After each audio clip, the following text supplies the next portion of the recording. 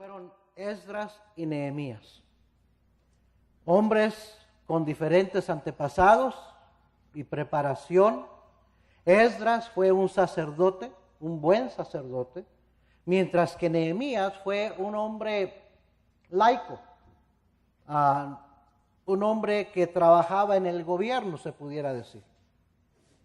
Esdras fue llamado para la reconstrucción del templo, fue llamado para el regreso del remanente de Israel que regresara a Jerusalén, para reconstruir todo en el aspecto religioso. Mientras que Nehemías fue llamado para reedificar los muros, o sea, el aspecto del político, del gobierno de Jerusalén. Nehemías tenía una posición clave como copero del rey Artajerjes.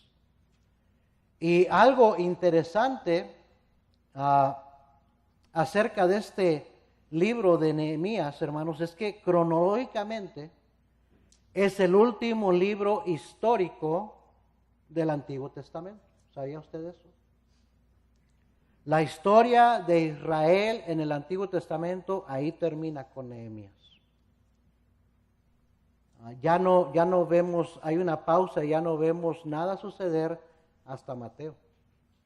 Ahora está el libro de los Salmos, están los libros poéticos, están los libros proféticos, pero históricos, ahí termina con Nehemías. Esdras es la continuación o continúa donde Segunda de Crónicas concluye, cuando el pueblo de Israel, de Judá, es llevado en cautividad a Babilonia. Y pues Esdras retoma la historia de Israel después de los 70 años del cautiverio, cuando un remanente regresa a la tierra de Israel así como Dios lo había profetizado. El regreso de Esdras tomó lugar 50 años después de Zorobabel. Zorobabel fue un príncipe del pueblo de Judá. Y fue al primero que llamó Dios para regresar a reedificar el templo, a reconstruir el templo. Pero algo detuvo la obra.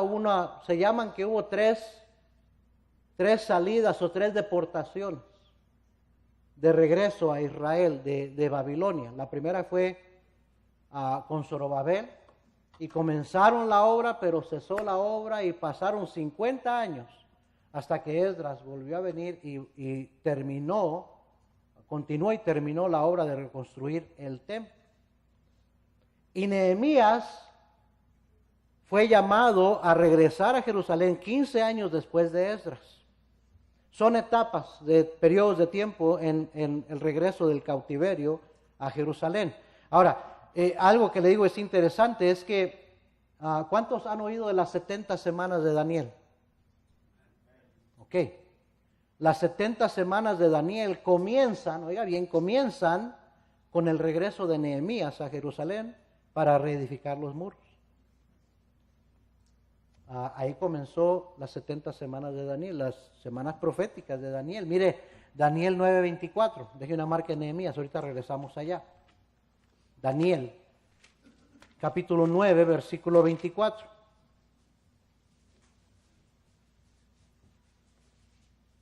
¿Ya lo encontró? Daniel, está después de Ezequiel, está después de Lamentaciones, después de Jeremías, después de Isaías.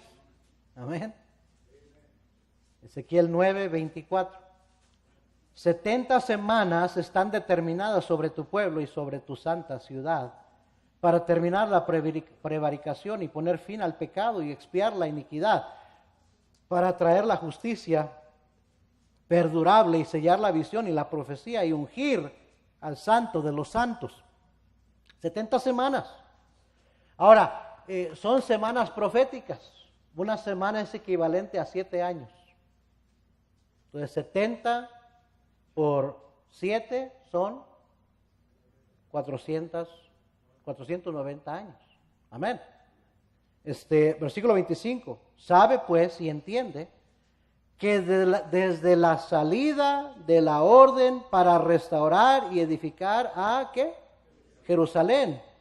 ¿Hasta quién? El Mesías príncipe. ¿Quién es el Mesías príncipe? Jesús. Hasta el nacimiento de Jesús. Habrá 7 semanas. Y 62 semanas. ¿Cuánto es 7 y 62? 69. ¿Verdad? ¿Por qué los divide 7 y luego 62? Porque ahorita vamos a ver por qué. Se volverá a edificar la plaza y ¿qué dice? ¿El qué? El muro en tiempos angustiosos. Ahorita continuamos leyendo. 70 semanas son 490 años. Oiga bien, el decreto, el primer decreto de Ciro fue en el año 536 antes de Cristo. Y eso se encuentra en Esdras capítulo 1, versículos del 1 al 4. Cuando se dio la primera orden de que saliera Zorobabel con el primer grupo para reedificar el templo. Pero cesó la obra. Y no fue hasta que Esdras, 50 años después, viene y la termina. Pero luego está Nehemías, que viene 15 años después de Esdras y comienza la reedificación del muro. Y aquí en Daniel se menciona la reedificación del muro, no del templo. ¿Sí me está siguiendo? Entonces no puede ser de ese decreto que se dio, porque entonces no encajan las semanas, no encajan los años. Sin embargo, el decreto de Artajerjes, que se encuentra en Nehemías capítulo 2, cuando él envía a Nehemías, eso sucedió en el año 400, aproximadamente el año 445 antes de Cristo. En el año 20, 12º, 20º de su reinado de Artajerjes. Y entonces, partiendo de esa fecha, como dice Daniel, que fue cuando fue dada la orden para salir a Jerusalén, regresar a Jerusalén a reedificar los muros, las primeras 7 semanas que menciona Daniel, 7 semanas son ¿cuántos años? 7 por 7, 49. Según eso, como les dije, Nehemías es el final del recuento histórico de Israel. De ese punto, cuando fue dada la orden para que regresaran a Jerusalén, hasta Malaquías, que es en el año 397 después de Cristo, son 48, 49 años. Son esas 7 semanas. Pero luego menciona Daniel 62 semanas, ¿verdad? 62 semanas son 434 años. Oiga bien, el periodo de silencio entre Malaquías y Mateo son 400 años. ¿Me está siguiendo? Y lo que estoy diciendo es que el pueblo de Israel, especialmente los fariseos, los religiosos, que conocían estas profecías, debían haber estado esperando el nacimiento del príncipe Mesías, de Jesucristo. Todo se cumplió como se había profetizado. Y en el tiempo exacto, cuando se anuncia el nacimiento de Jesús, habían pasado esos 400 años entre Malaquías y Mateo, más los primeros 48, 49 años desde la deportación, el último orden dada por Artajerjes para que se regresara a Jerusalén a reedificar los muros, exactamente como Daniel lo profetizó.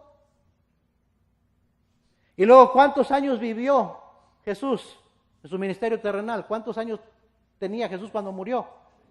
33 años y medio aproximadamente. Ahí están los 34 años que hacen falta. ¿Sí me está siguiendo? Porque las 62 semanas que hacían falta son 434 años. Y el Señor Jesús muere al cumplirse la semana 69. 62 más 7 son 69. ¿Sí me está siguiendo? Daniel 9:26, regrese allá. Continuamos leyendo. Y después de las 62 semanas, ¿Cuántas son 62 semanas? 434 años.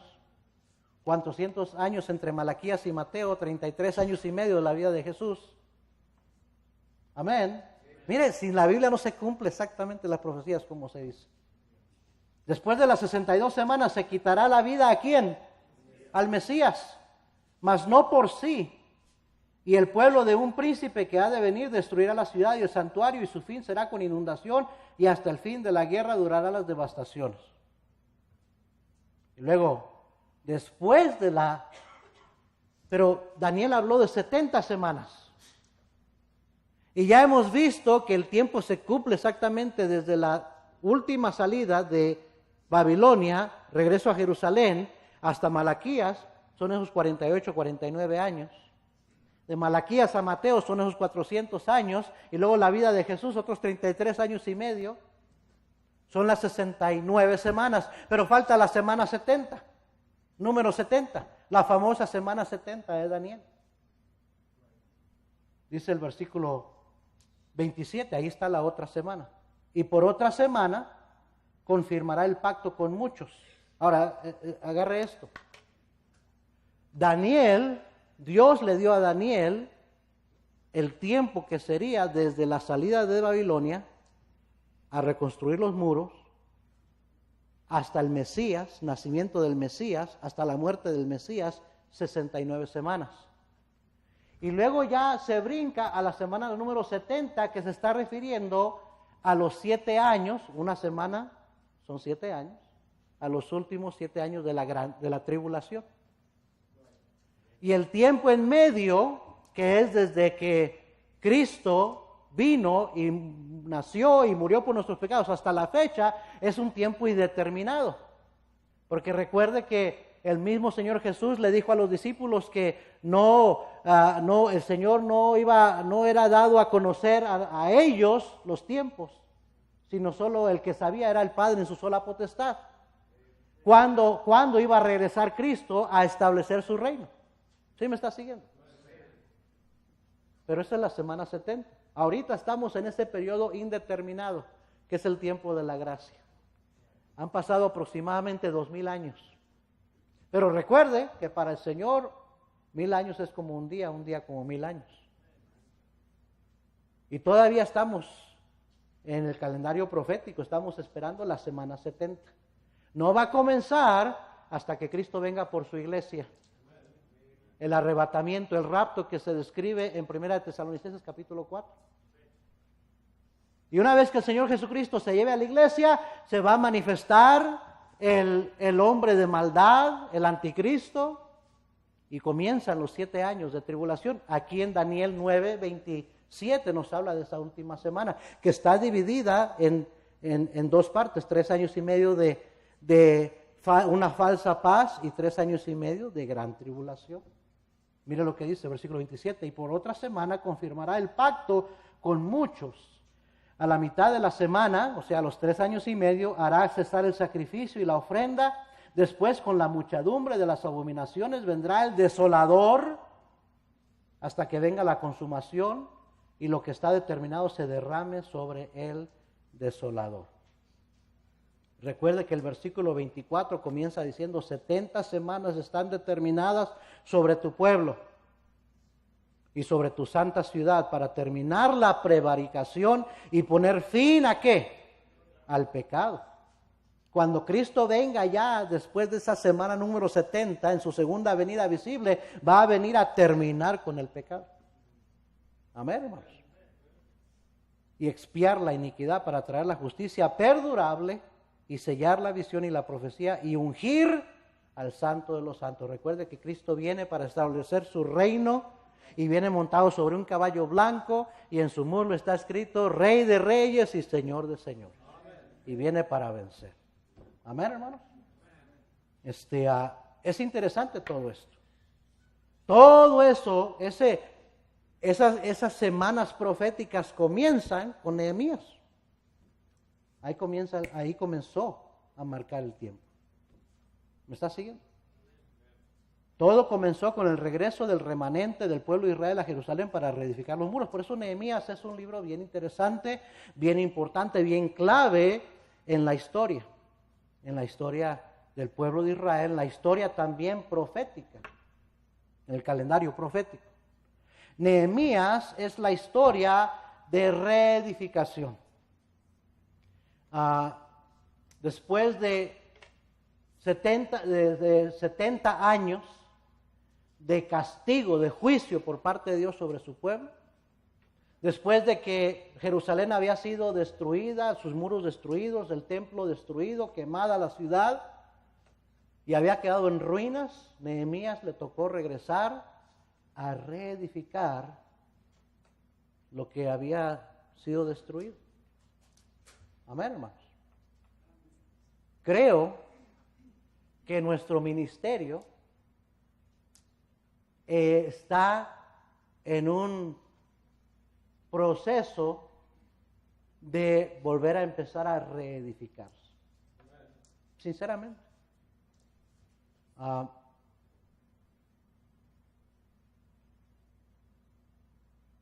Creo que hemos estado, nuestra iglesia ha pasado por 1, 2, 3 etapas y estamos a punto de comenzar una cuarta etapa.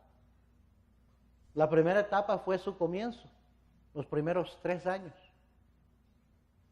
en su infancia, donde pudimos comenzar de cero, de nada. Y por la gracia de Dios, en los primeros 3 años hubo un grupito ahí de personas que se pudieron ir añadiendo, y aproximadamente unas, si recuerdo bien, creo que fueron 48 que firmaron el convenio de la Iglesia Bautista Betel en el año 2000, en agosto del año 2000. Y nos convertimos en una iglesia. Y funcionamos 10 años independientemente, en nuestra segunda etapa. Y hubo mucho aprender de qué hacer y qué no hacer por errores y tropiezos y caídas. Y llegó un punto donde el Señor nos cerró esa puerta allá donde estábamos, y yo no sabía a dónde íbamos a ir. Empecé a orar, empezamos a buscar, y originalmente cuando vine a hablar aquí con el pastor, mi intención estaba buscando un lugar que rentar. Y fue el pastor Reyes quien me dijo, ¿por qué no consideras unirte a nosotros y formar una sola iglesia y ser nuestro ministerio hispano? Y pues dije, ok, voy a orar, voy a pensarlo. Hablé con la congregación, él habló con su congregación.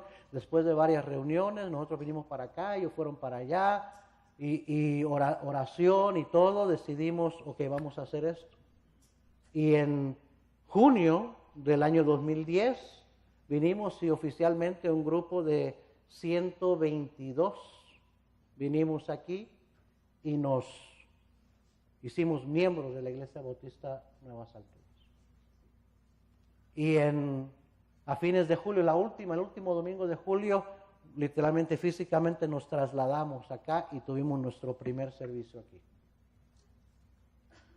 Y ya han sido casi 7 años que hemos estado en esa tercera etapa, ya como un ministerio de la iglesia, de esta iglesia local, funcionando bajo lo que es todo el ministerio. Y en estos casi 7 años llegamos a ver muchas familias nuevas añadidas, a alcanzar otra gente que antes no habíamos podido alcanzar, y crecimos. Y de habernos venido 122, llegamos a tener como 240 aquí. Y gracias a Dios por esa etapa. Pero ahorita voy a entrar más a fondo al por qué necesitamos reedificar. Porque estamos a punto de comenzar otra etapa diferente. Vamos a empezar a prepararnos para volver a ser una iglesia independiente. Y es algo bueno, hermanos. Es algo bueno. Hay ciertas limitaciones que tenemos aquí y también nuestro estar aquí ha puesto ciertas limitaciones para el ministerio de inglés. Es que esto es algo bueno que nos va a ayudar, como quien dice, a poder extender nuestras alas más, con más libertad. Y también, como dicen, a pararnos sobre nuestros propios pies. Amén. ¿Qué necesitamos para volver a edificar, para reedificar? Tengo 3 cosas aquí. Primeramente, creo que 2 nada más. 2. Primeramente, necesitamos reconocer nuestra condición. Mire lo que pasa aquí en Nehemías. Regrese a Nehemías, por favor. Muchos ya estaban bien picados con lo de profecía y todo eso, ¿verdad? Pastor, ¿por qué no les siguió con eso? Quizás en otra ocasión hagamos un estudio de profecía. Es interesante, pero oiga bien, aunque es interesante, yo veo que esto de estudiar la profecía, el único propósito que tiene, lo único que puede lograr y debe lograr, es que tengamos una esperanza más latente, más presente de que nuestro Señor viene y de que estamos en los últimos tiempos y hay que ponernos ocupados a hacer la voluntad del Señor, porque Cristo viene. Pero aparte de eso no tiene mucha utilidad. Es la verdad.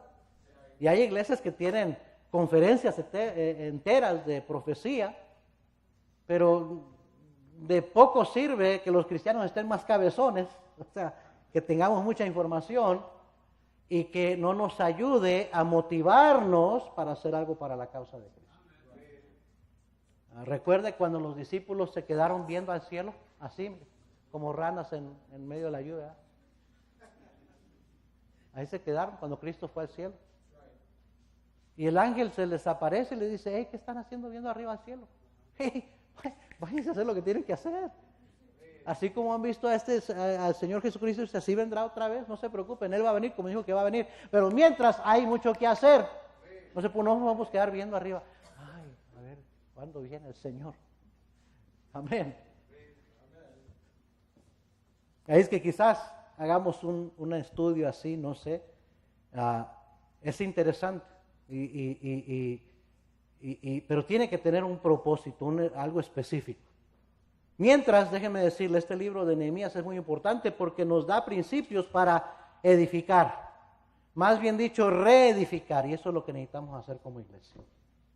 ¿Qué es lo que necesitamos para volver a edificar? Número 1, necesitamos reconocer nuestra condición. Nehemías 1:1.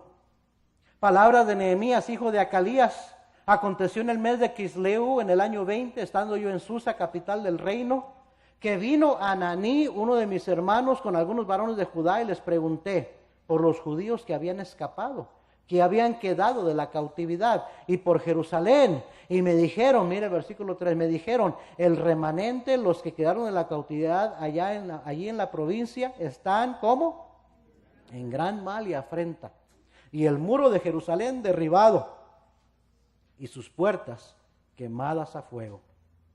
Cuando oí estas palabras, me senté y lloré e hice duelo por algunos días. Hasta ahí la lectura.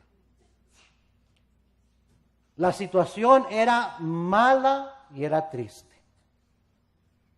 Dice que los judíos que habían quedado en Jerusalén estaban en gran mal y afrenta. Era una situación penosa, vergonzosa. Y hermanos, creo que esa es una de las razones por las cuales se necesitaba reedificar la ciudad, porque estaba en mal, estaba en gran mal. No era lo que había sido antes Jerusalén. ¿Sí me está siguiendo? Hace un año estábamos topando 240. Entre 230 y 240. Ese era nuestro promedio. Hoy estamos batallando para tener un promedio de 160. Hemos perdido arriba de 50 asistentes regulares a nuestra congregación. Haciendo bien las cuentas, son 5 familias enteras y más de 20 individuos, 20 personas individuales.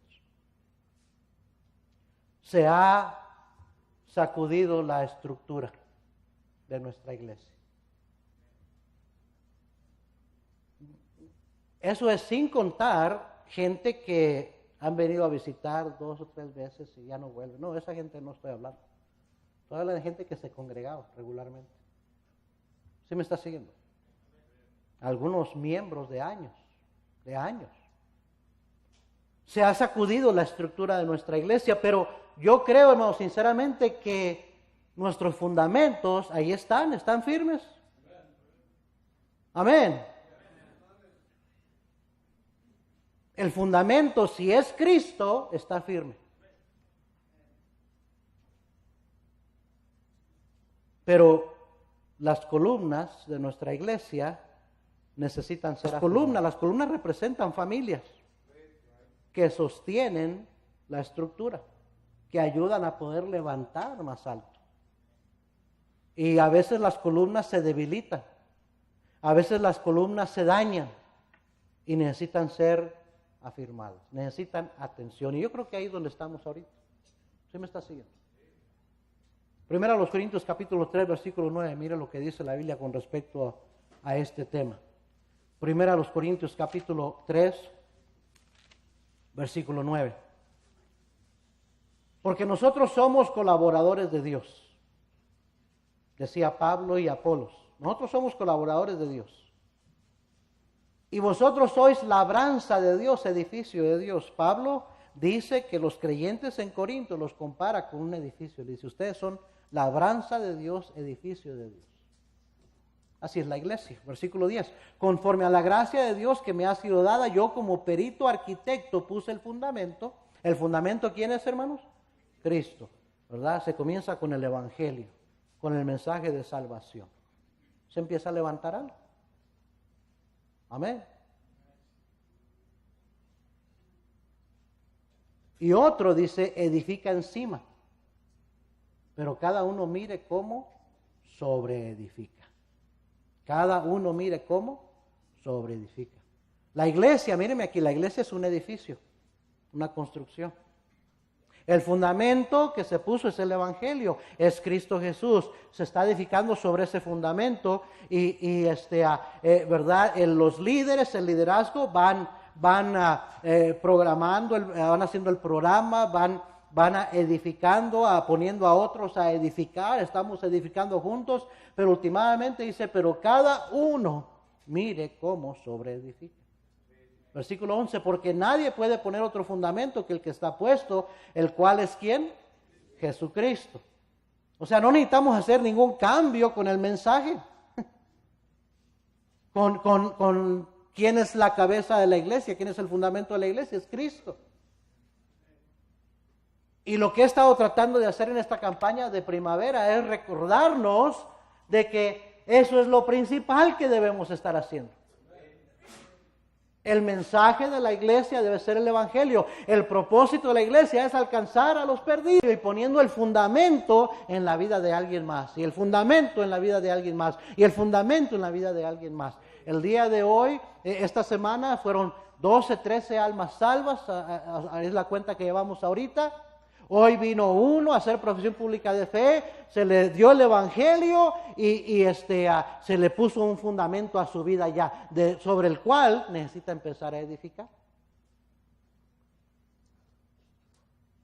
Y cada persona que se va añadiendo al cuerpo va formando lo que es el edificio.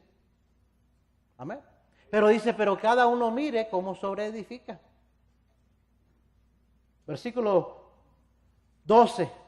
Y si sobre este fundamento, ¿quién es el fundamento, hermano? Cristo. Si sobre ese fundamento alguno edificare oro, plata, piedras preciosas, madera, heno y hojarasca, son dos series de material. El primer material tiene lo mismo en común. El oro, la plata, las piedras preciosas, ¿sabe lo que tienen en común? Son metales que no se queman con el fuego. ¿Sí o no? Y los otros 3 materiales, madera, heno y hojarasca, son materiales que sí se queman con el fuego. Amén.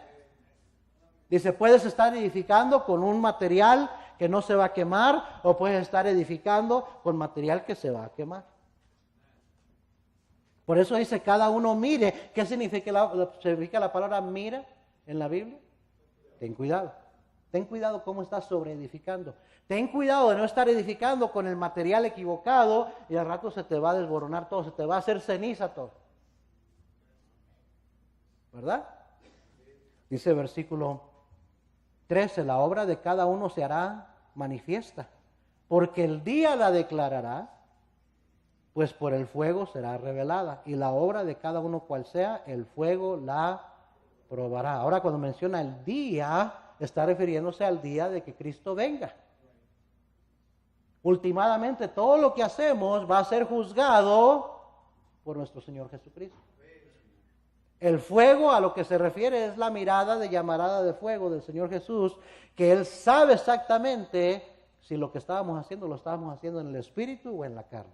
Para que me entienda, las obras del Espíritu son el oro, las piedras preciosas, la plata. Las obras de la carne son la madera, el heno y la hojarasca. Y no van a pasar la prueba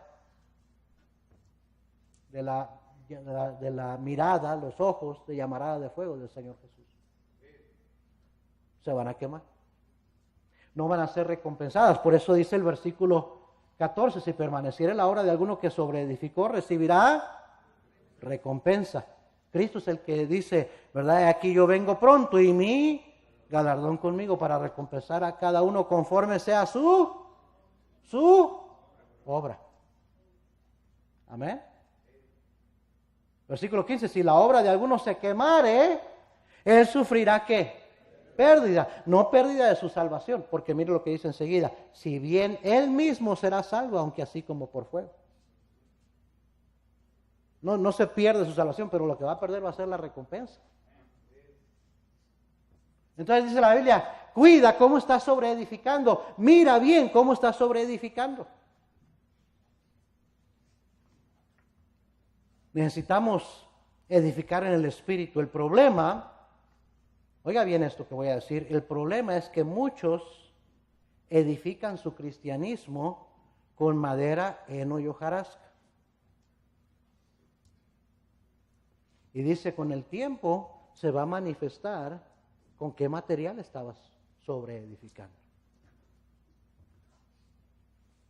Entonces, en realidad, hermanos, uno no conoce los motivos de la gente, uno no puede ver el corazón de la gente, uno no puede ver si realmente están poniendo en práctica lo que están oyendo, lo que están aprendiendo de la palabra de Dios. Solo el tiempo lo va a manifestar.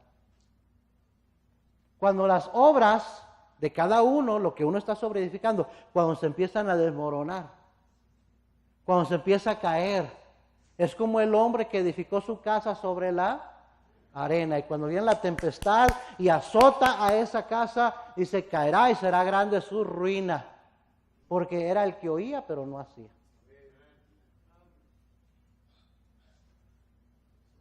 Y si no tiene cuidado usted, hermano, le va a pasar lo mismo.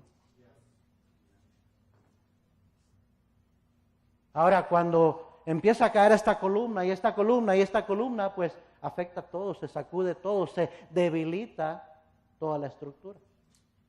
Dice la Biblia que no hay manera que en un cuerpo donde cada miembro es importante, si uno se duele, todo el cuerpo se va a doler. Yo entiendo eso.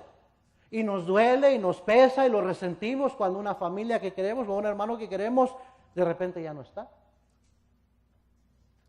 Pero hermano, vuelvo a decir, no se preocupe tanto de por qué estará haciendo, qué habrá hecho. ¿Sabe? Cada quien le vamos a dar cuentas al Señor. Cada quien no vive para sí, sino para el Señor. Y cada uno de nosotros tendremos que darle cuentas al Señor. Preocúpese de usted, cómo está su estructura, cómo está su edificio. Más bien dicho, cómo está usted sobreedificando. ¿Qué material está usando? ¿Está su casa sobre la arena o está sobre la roca? ¿Está obedeciendo la palabra de Dios o está ignorando la palabra de Dios? No la está poniendo en práctica. Al rato que venga la tempestad y que soplen los vientos contra su casa, si permanece firme, quiere decir que estaba haciendo algo correcto. Y si no, quiere decir que estaba de insensato. Y hay muchos cristianos, mucha insensatez en las iglesias hoy en día, tristemente.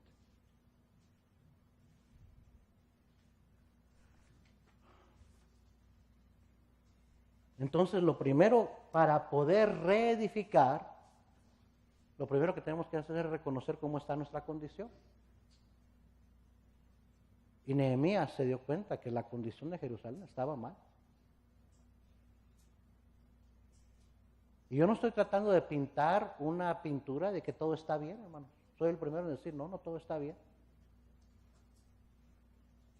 Y ya no puedo hacer nada, ya no podemos hacer nada respecto de fulano, sutano, mengano, que ya no está. Pero sí podemos hacer algo de respecto de los que todavía quedamos. El que piense estar firme, mire, cuide que no caiga. Amén.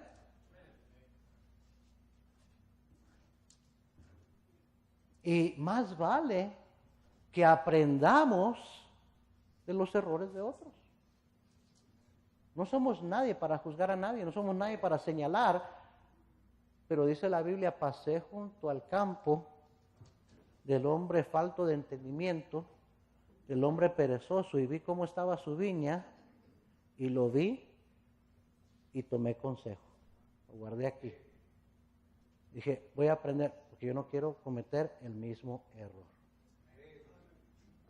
Amén, hermanos. Es todo. No critique, no ande hablando mal, no esté juzgando.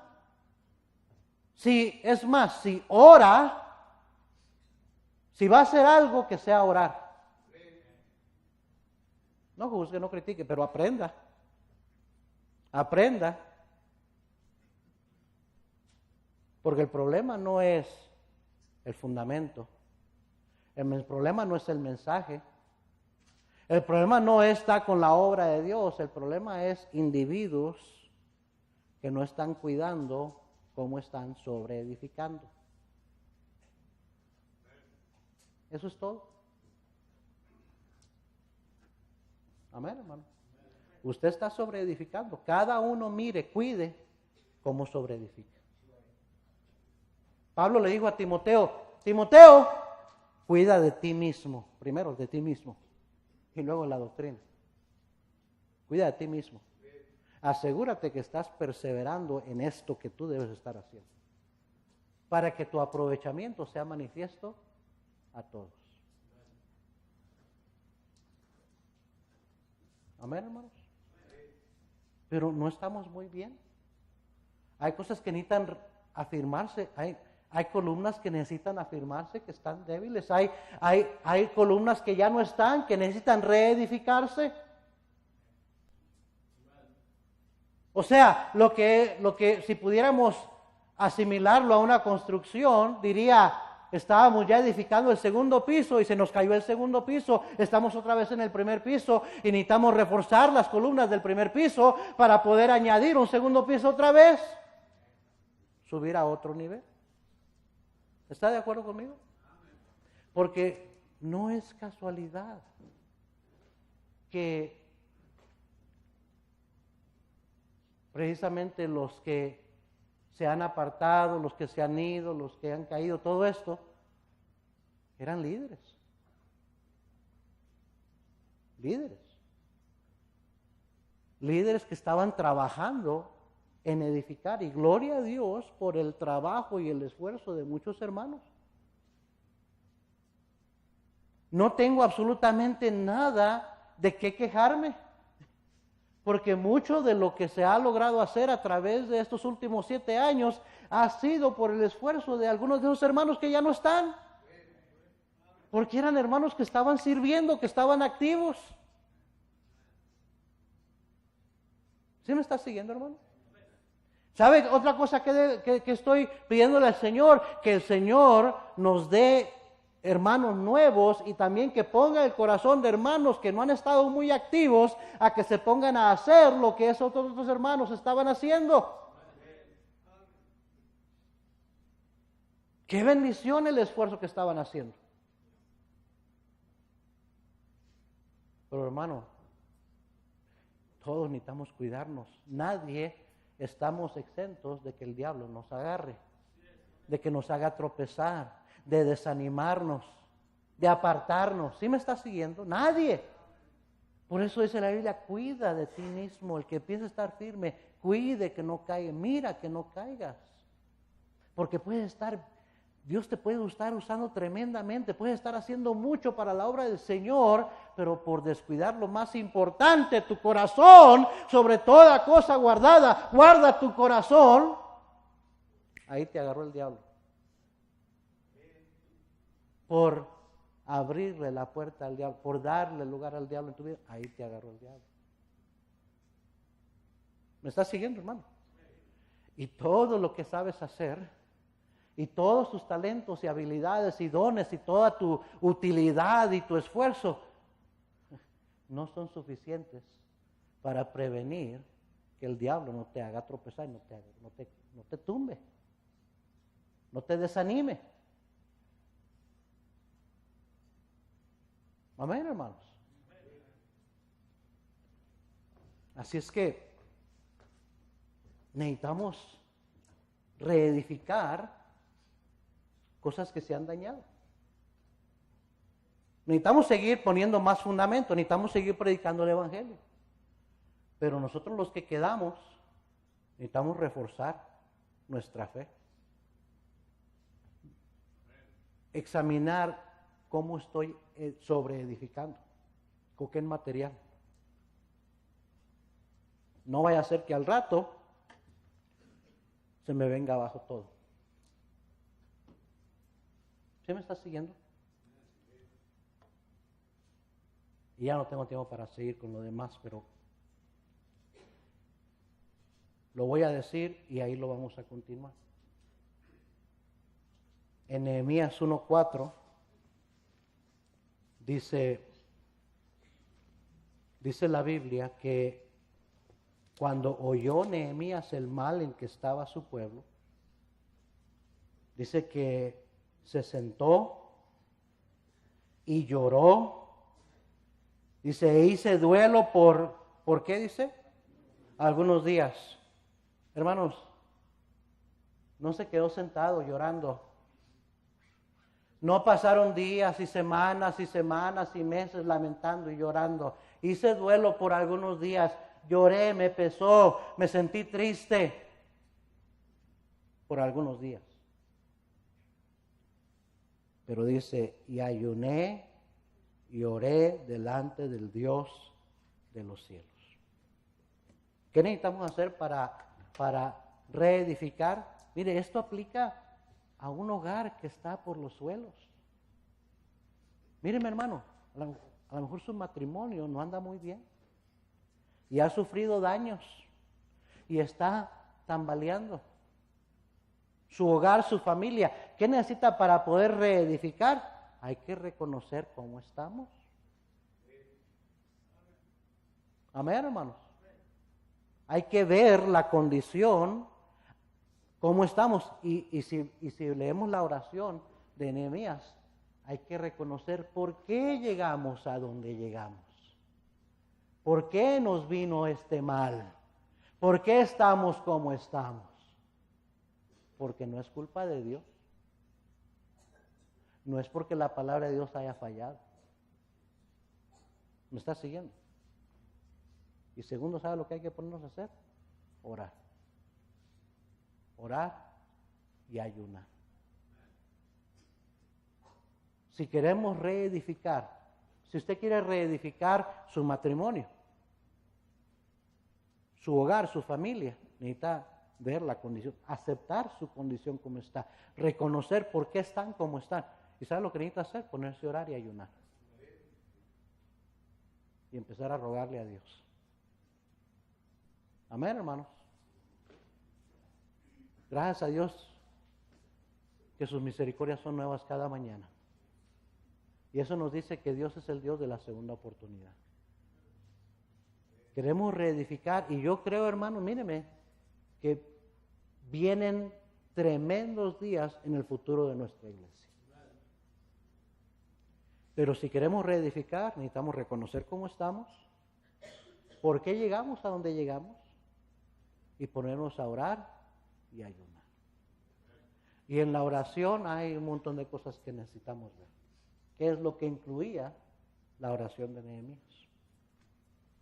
Amén, hermanos. Vamos a ponernos de pie, por favor.